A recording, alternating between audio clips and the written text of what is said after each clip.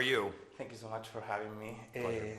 The first question I want to ask you is, Zootopia became an instant hit, one of the best box office results for an original, and immediately a family classic.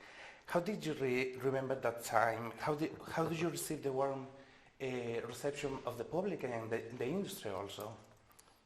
Well, I got to say it's really rewarding and exciting. You know, I think we spend about 5 years on any movie that we make, and during those 5 years, you're with your crew. You're trying to figure it out. You deeply believe in the story. You have to have that passion, but you don't know how the outside world's going to feel about it.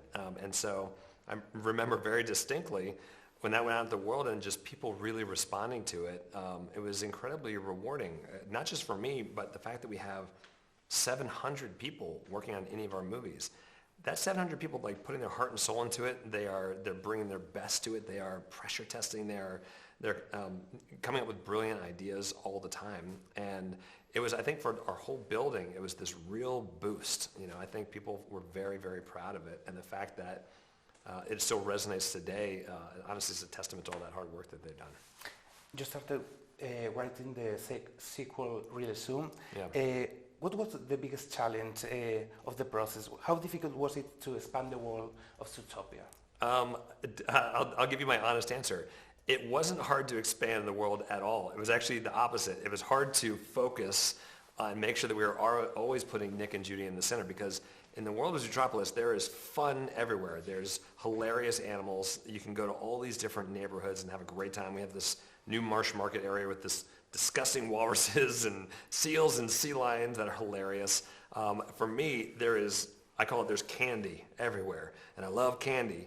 But at the center of the story, it has to be about Judy and Nick and their continued relationship. And so for me, I think the challenge was just making sure that we always did that first, that they were the priority. Disney has evolved a lot in recent decades. Projects like Inside Out, Zootopia, Encanto, Frozen have explored complex and mature themes.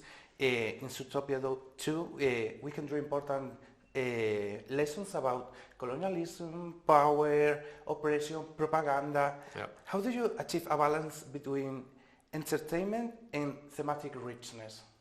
I love that question. It's something that we spend a lot of time making sure that we're telling these very entertaining and accessible stories. We want to make sure that no matter who you are, you can go into the theater and have a great time. That's really, really critical. But I think it's also something that audiences want from a movie like this is they want something to talk about. They want something to think about.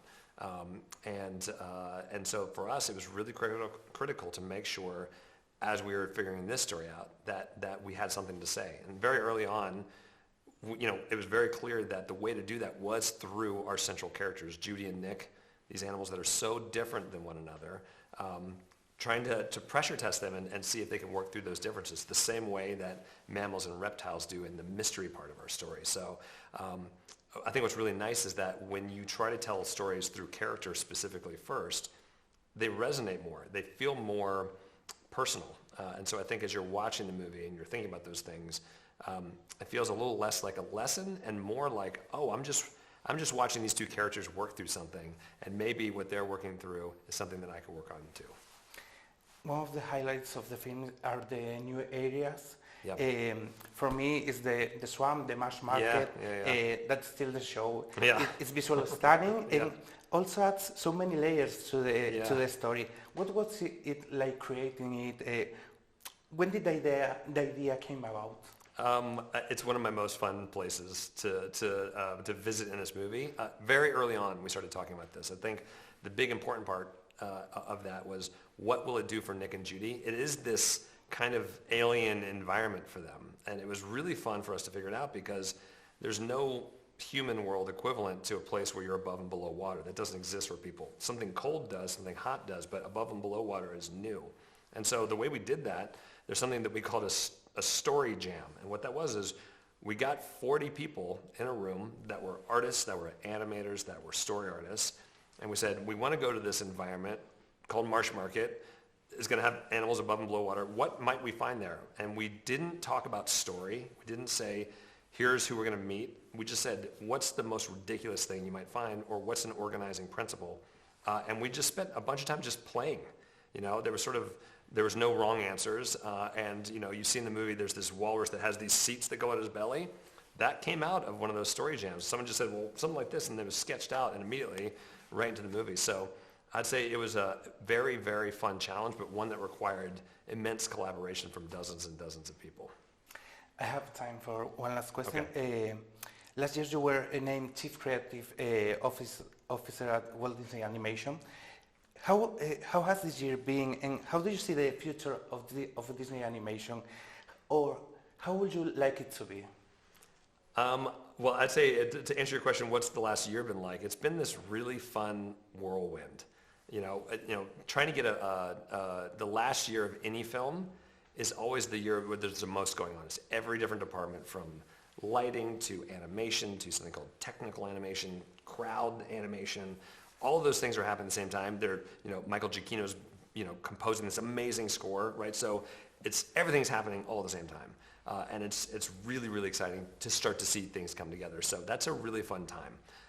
But also, this is a time where now it's going to go out into the world, and you're hoping that everyone, all that hard work that people have been doing for 5 years matters, that it resonates, that people care about it, and that they enjoy the story as much as we do. So it is really important to make sure that we are making these movies as good as they possibly can be. And luckily we have 700 people that have an opinion about how to do that. As we look to the future, I'd say 100% continuing telling stories with characters, hopefully, that people fall in love with. I love character stories. It's one of my most favorite things. I think that, when you get to hang out with Nick and Judy, it's really, really fun. And I give a lot of credit to our entire teams making those characters come to life. So I'd say continuing with character-driven stories is critical. It's also critical to take audiences to new worlds, immersive places. We live in animation. That means we can imagine anything. Anything is possible. And so making sure there's always room for that is really critical. And then making sure that in doing all those things, we're telling stories for the entire world. We're telling stories for everybody, where you can watch it and you can see yourself on screen, where you can see something that happened to you, and hopefully something that makes you think. Thank you so much. Yeah, pleasure. Yeah, thanks so much.